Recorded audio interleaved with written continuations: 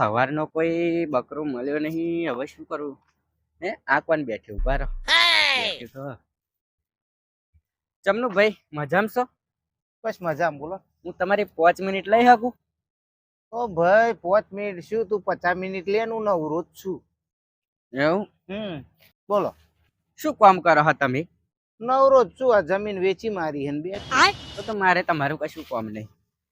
ભાઈ વેચી મારી એટલે હજુ પૈસા આવવાના હા 1.5 કરોડ, પણ તો અગર ઇન્વેસ્ટ એ વિચાર કરો તો યાર તમને કમ્પ્લીટ મોનસ મળી ગયો. જો એવું હોવ જો ઇન્વેસ્ટ કરું એટલે હું તમને બતાવું કે તો આ પૈસા ઇન્વેસ્ટ કરાઈને હું આગળ તમારા પૈસા ખોટી જગ્યાએ નહીં મેળવડાવું. ટેન્શન ના લેશો. એવું હોવ હું તમને સ્કીમ બતાવું.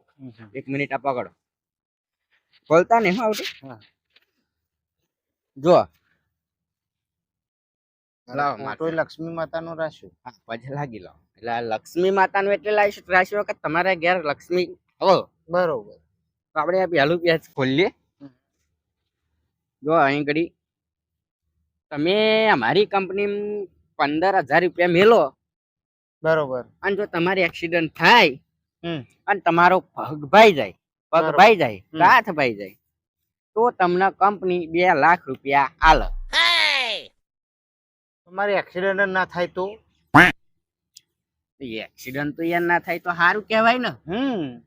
પણ કદાચ થાય તો તમારે પૈસા ના આવે યાર. 2 લાખ રૂપિયા અત્યારે આલે કોણ?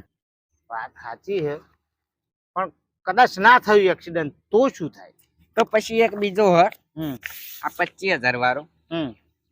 આમાં જો તમારે કદાચ બીમાર પડો કાં તો ગમે તે બીમાર પડો પછી ગમે તે બીજું કંઈક થાય તો તમને 2 લાખ રૂપિયા મળે. અને તમારા દવાખાનાનું બિલ અમારી કંપની ઉઠાવશે. મતલબ કો અમે પૈસા ભર્યા પછી અમારે બીમાર પડવું જ પડે?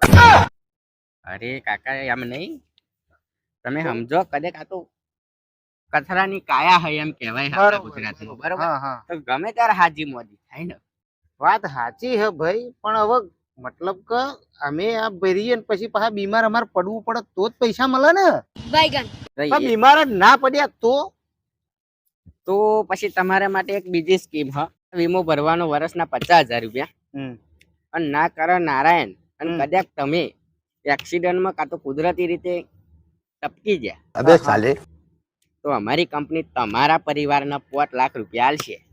એવું? બરોબર. એવી કોઈ સ્કીમ નહીં કે દાખલા તરીકે એજન્ટ મરી જાય ને પૈસા અમોન મળે એવી? ભાઈ મારે નહીં આલવો તમને. અરે બેહો તો ખરા. ના બાય બાય ટાટા. અરે બેહો ને, અને મોકલજો. મારા હારે સ્કીમો કાલ લાયા હા.